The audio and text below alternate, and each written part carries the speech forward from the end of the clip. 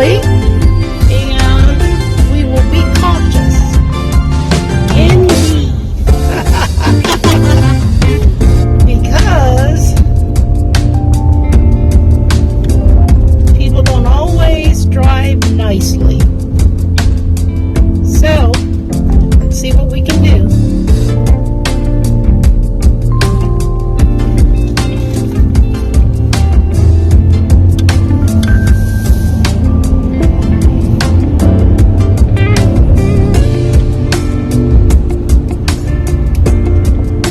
There's Ace. Oh, He sees us. he did. He's watching too. Our dog sees us leaving. Remind me to text to bring him in the house. Of course, he's a Newfoundland. He ought to enjoy some water.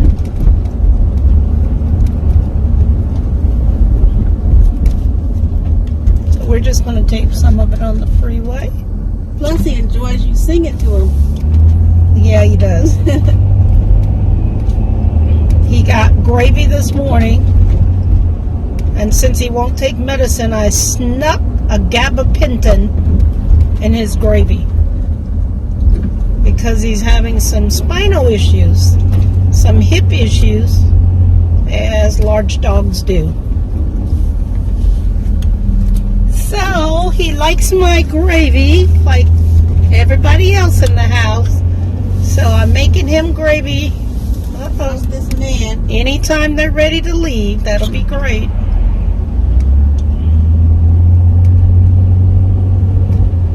Yeah, it's because it's cold and rainy. Most quads don't do good in cold weather. But I'm determined to do my physical therapy, so come rain or shine, I'm going so I can get movement, better movement. See if these bones will work. Muscles Say, in the cold. beat don't fail me now. Indeed.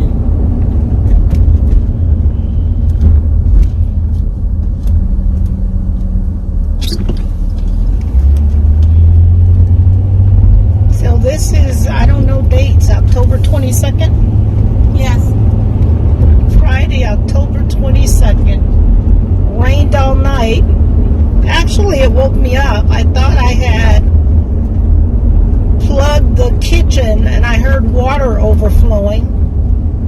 There you go. Cars don't stop at stop signs anymore. Okay. So at 3:30 this morning, I thought that the water was overflowing in the kitchen, and I go, wow, did you leave the drain stopper in? But truth of the matter, it was just rain pouring down off the porch. So I was like, thank goodness, because I did flood the kitchen maybe about 1 month ago. My son said, I think you got too much water in the kitchen sink. I said, did it flood? He said, no. I went in there and it was flooded. It was all on the floor. It was all under the cabinets. It was in the utensils. And I'm like, I thought you said I didn't. He said, I just knew it was high. It was everywhere. It took like 10 bath towels to soak up the water. And then I had to take the utensils out. So I don't know what he was talking about. I thought you flooded the kitchen. I had. The stopper in the kitchen drain was on, and I was washing my hands because I washed them so much. I didn't remember that the stopper was stopped. Oh, I know what I was trying to do. I was trying to soak some dishes in Purex. I don't know if you guys know or not, but you can buy Purex tablets. I think they come 50 in a little jar for like $6.97 or $7.97.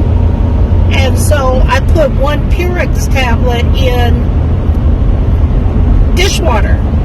And I soak my dishes about 5 minutes before I wash them. So that's why the kitchen overflowed. And what I like about these Purex tablets is They do not splash on your clothes. A lot of my good clothes right at the stomach area, because I'm probably mid-stomach heavy. I lean on the sink counter, and when I wash dishes with Purex, I have Purex lines in my clothes.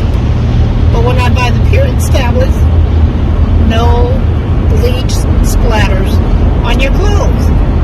It's a phenomenon, but I love it.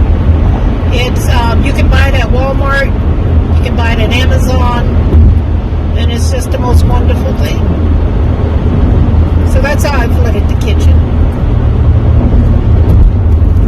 All right, we're on the freeway, just light rain, not really a lot. And of course, the law is that your lights have to be on when you're driving, when your wipers are on. So my lights are on. I hope I remember to cut them out. I don't have one of those new vans that automatically cuts it out. You guys are getting a lot of the top. Let me see if I can give you more of that. Top of the sky. I don't want you to get the sky. I want you to get Deborah's route to therapy.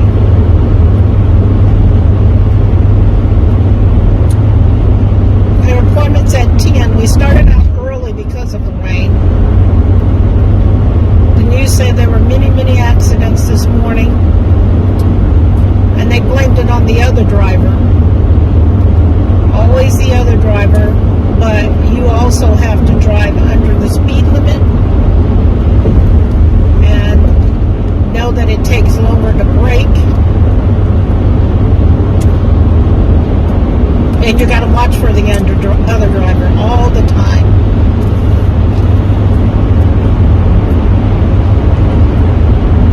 That's why prayer is very important when you get in any vehicle. Yeah, that's true. And you know, you told me the news report says that the electric cars don't stop well in the rain. Yeah, I saw it on the news. So beware if you have an electric car. They're the self-driving cars. They won't stop. Oh, the self-driving electric. Self-driving. It's wet. Conditions are wet. They're noticing that they're not stopping. If the vehicle is stopped, they got it's raining. Well,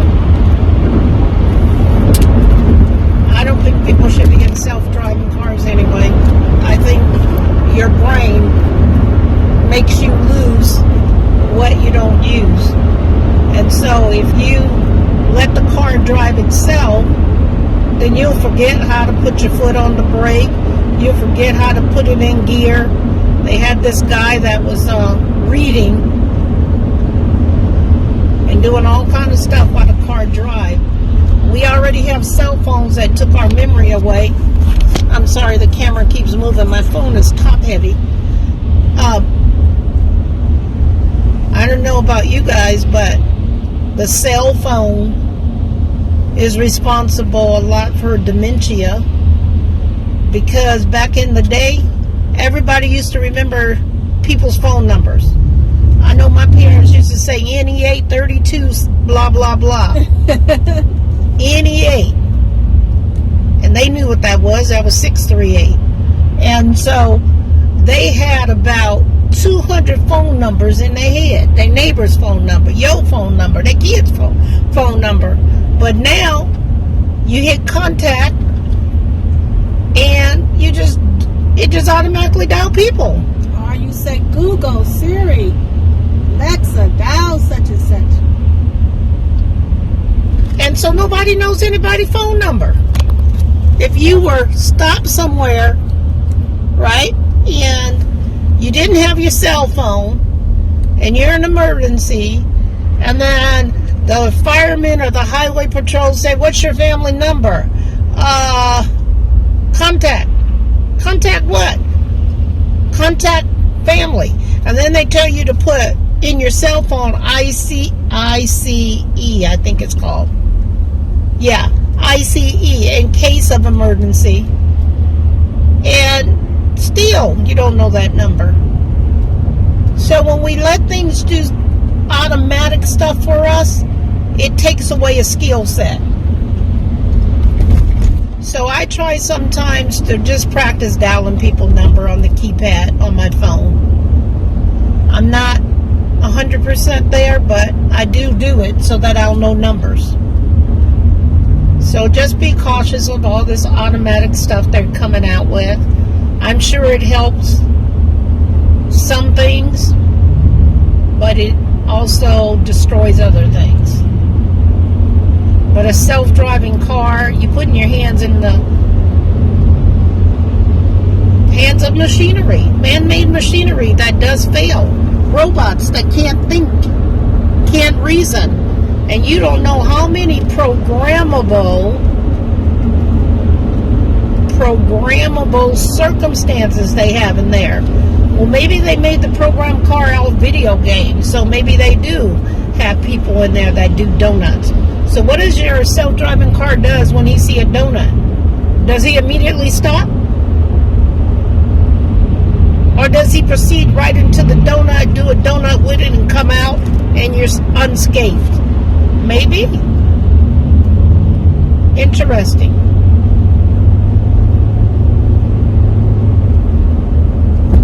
Indeed. As Ray would say.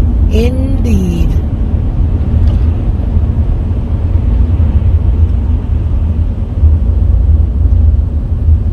There's always traffic on this freeway. Usually at 8 in the morning, it's 9. So there's got to be some residual stuff from 8 o'clock traffic. I really try to make no 8 o'clock or 9 o'clock appointments. This is for a 10 o'clock appointment because I try to avoid traffic as much as possible because it already causes pain riding in the car. And later on, I told Deborah we should find you some videos of how she used to bounce around on public transportation. Oh, yeah. It was horrendous. And I try to drive a lot easier, a lot slower, and a lot more cautious when I come to bumps. But there's so many roads that need repair, so many freeway lanes that need repair that sometimes the jiggling of her in the wheelchair is just unavoidable. However, Deborah, I think it's a much better ride than when we were doing public transportation or paratransit. Yeah. Because oftentimes those drivers had to pick up other passengers and they had to report in when they pick them up, when they drop them off, and they never routed it correctly. There was sometimes we needed to go east and they go west 30 miles, pick up somebody, then bring us back east, back to our starting point, and then 20 miles where we needed to go. Needless to say, one appointment, which would be maybe a 30-minute appointment, would take us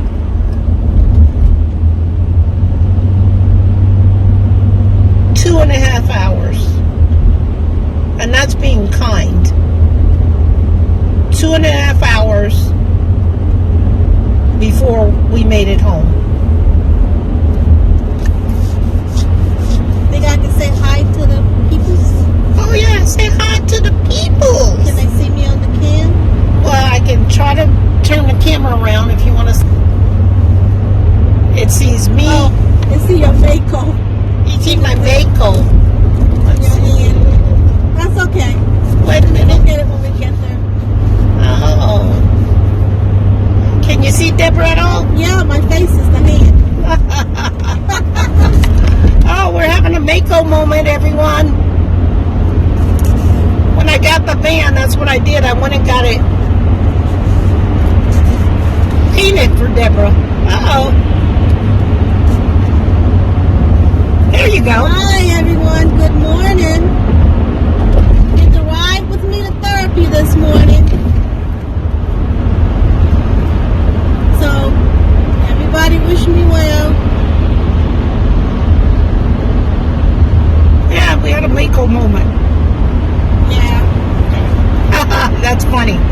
could do a Mako commercial, Deborah. Makeup, yeah. If you can keep the hand off my face.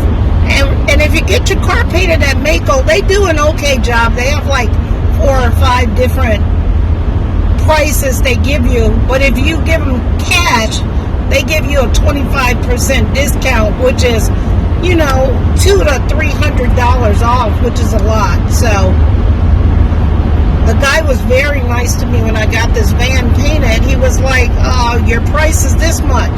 And I went to give him my bank card, and he goes, "Oh no, then it's like $500 more if you use a bank card. I gave you a cash price." And I was like, "Well, I was dropped off. I have no way to pay for it." And I said, "Unless you take me to the bank," which was 6 blocks away. He said, "Yeah, I'll take you to the bank." So I went to the bank and I got cashed. He waited on me.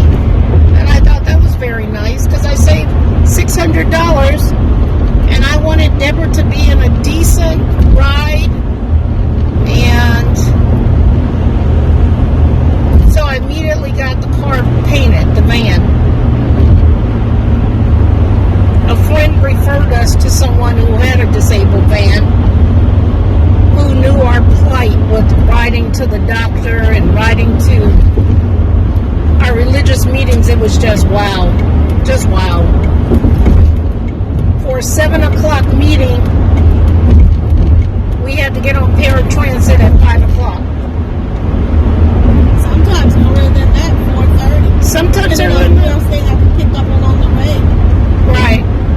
And then getting home, sometimes 11:30, 12 o'clock midnight. One time I got stuck. She said one time she got stuck. Yeah. My son used to ride home with her, and I used to either trail the bus or get home in advance to make sure the door was open and prepare to do the transfer to her bed after the religious meeting, which was over what, 9:30ish? Yeah. 9. That was a water puddle I was trying to avoid. Yeah, I think I have to be careful with the puddles. 9:15, I think the meeting was over.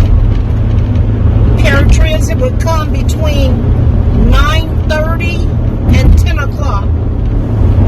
By the time she get home, 11 o'clock.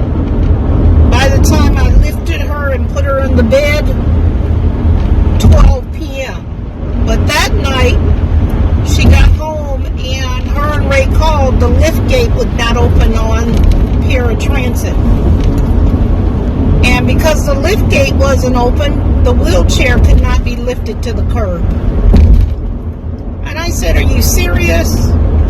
And on top of it, there was no parks in front of our house. You need clearance in order to let the ramp down.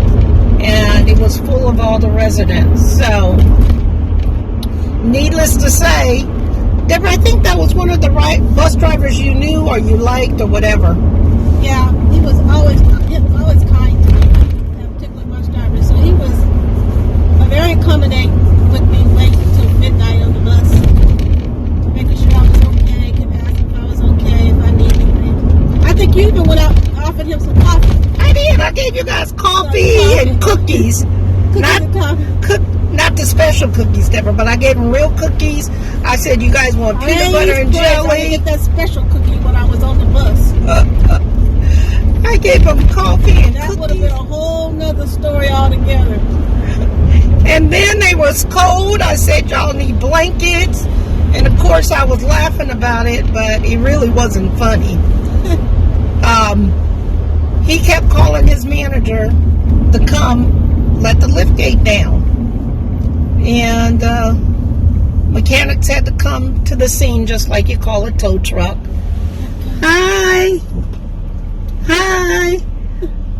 I'm looking colorful. This is to bring out the rainbow. Oh my goodness. Yeah, I'm going to bring out the rainbow today, even though I'm at a stop sign, everybody, so I'm safe. I'm making sure I keep an eye on the road and the stoplights so we know when to go. Yeah, I have a secret theory. If you wear rainbow-like colors in the rain, it won't rain all day. Oh, I do a rain dance, too, for the times I don't want to pay for water for my grass. to get at water. But this is really just to bring out the sun, because I couldn't find Deborah's poncho this morning. Uh-oh. They ain't blowing at me because I moved. No, just like the guy next to us.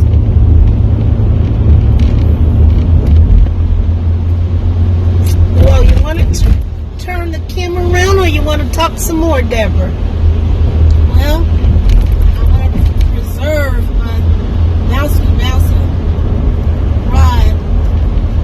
Oh, well, maybe they can see you bounce now. What'd you say? Maybe they can see you bounce a little now. This road does have a little bounce to it. All right, I'm turning the cameras around. Okay, see y'all when we get there.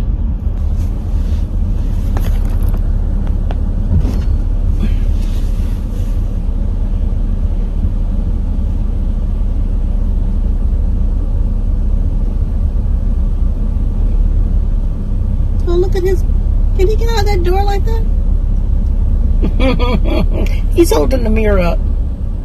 That's to hold the mirror up from moving. But how does he get out of his car door like that? I have no idea. We're looking at a paratransit bus, and they have a bungee cord. It's not paratransit. Oh, it's another kind of bus. Private bus. Can you see it? He has bungee cords holding his mirror up. And it's on the door. It's on the door. So, on the door of his truck. That is see it funny. all when you're in the car. Yep, you do.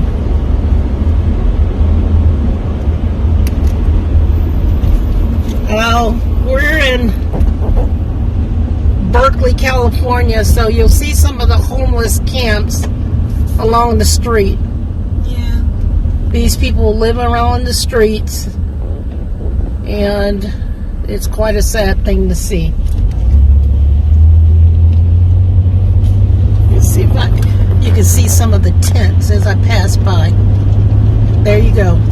That's the homeless tents in Berkeley on the main street.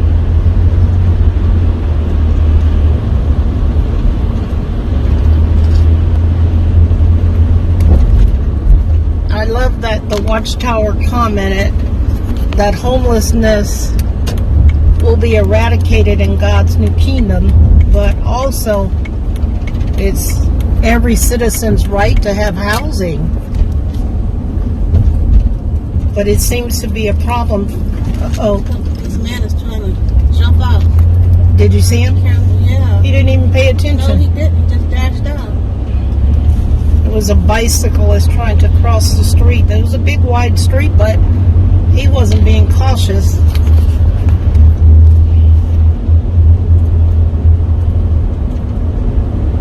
So we're about, I want to say 10 blocks away from therapy.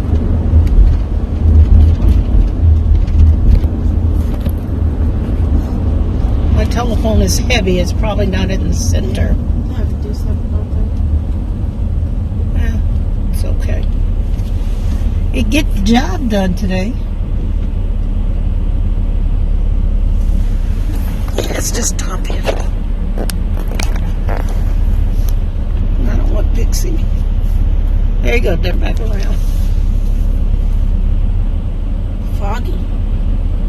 Yeah, I don't know why it's foggy. Maybe it's the Yes, because it's down heat. towards your heater. Oh, yeah. My heater is making the camera foggy.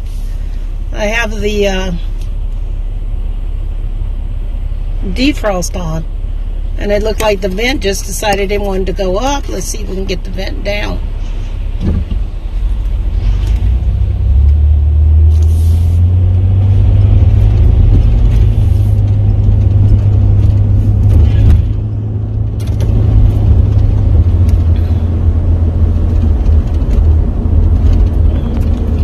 Slow lane, because this is a bumpy road and it's 25 mile. I really need to slow down.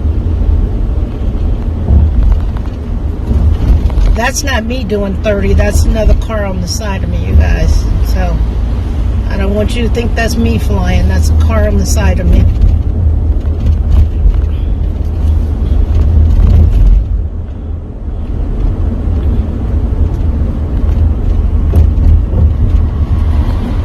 friends are saying, yeah, that's you. No, that's cars on the side. It's 2 lanes and they're just flying.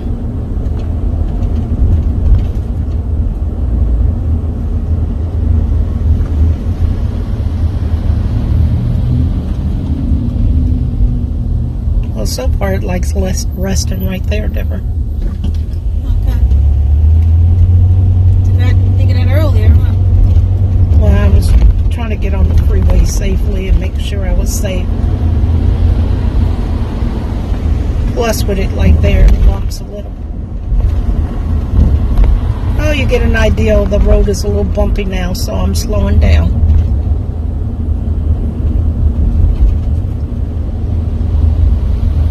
The wheelchair is tied down in 4 spots, but when you're on these bumpy roads, she can still feel it.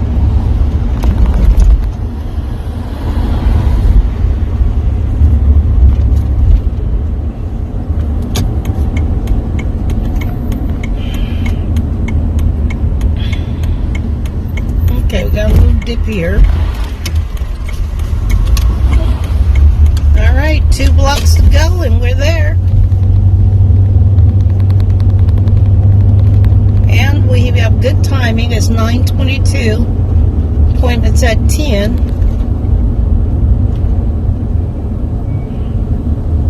I got a car behind me coming pretty fast, and I really need to be in the left lane, but it's so doggone bumpy in the left lane. So I think I'll let that car go ahead of me and then get over in my left lane.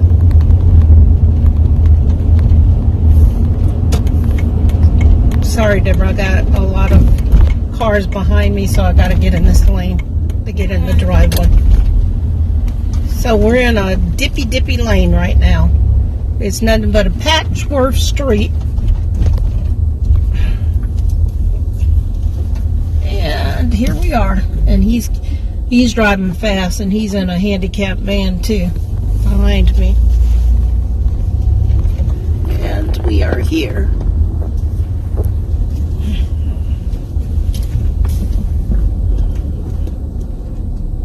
You can go if you like. They got their flashers on. No, he was finna drive, Deborah. No, I see him trying to wave his hand. He was driving. Can't trust people.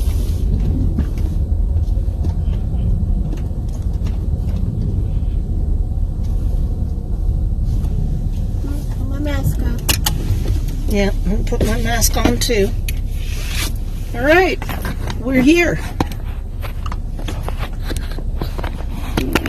Thank you for riding with us. Okay, come on out.